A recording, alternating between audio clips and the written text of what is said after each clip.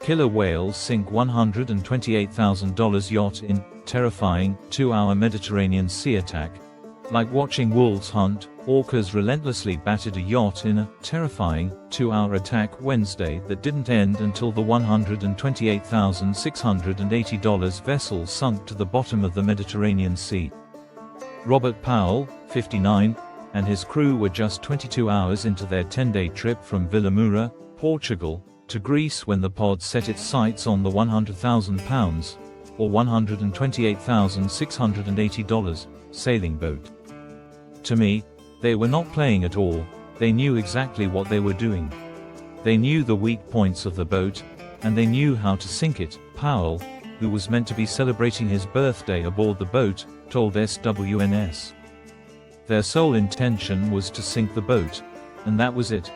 Robert Powell was only 22 hours into a 10-day sail to celebrate his birthday when the orcas attacked. The 5 orcas circled the 39-foot sailing boat and took turns smashing it to bits around 8 p.m. in a coordinated assault. Powell compared to the carnage of wolves. The IT company owner said he felt the first hit on the bottom of the boat, it felt like they had run over a rock.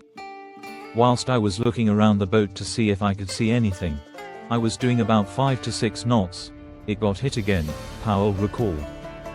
Powell said experiencing the killer whale attack was like watching wolves hunt. On the second hit, I looked over the back of the boat, and I could see the dark shape of a killer whale in the water. The pod of 5 first focused on the rudder, rendering the sailboat unable to steer after about 15 hits. That's when the orcas separated and each concentrated on their own section of the boat's exterior, including the keel and stern. They were taking it in turns to come in. Sometimes 2 would come in at the same time and hit it. So obviously pretty terrifying. The pod of 5 first took out the rudder, rendering the boat unable to steer.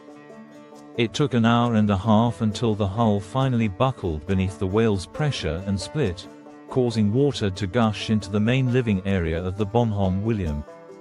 Though they were just 2 miles off the coast of Spain, and the crew radioed for help as soon as the attack began, it took 2 hours before help arrived. A Spanish salvage vessel fortunately helped them abandon the stricken ship, minutes before it sunk 130 feet below the Mediterranean surface.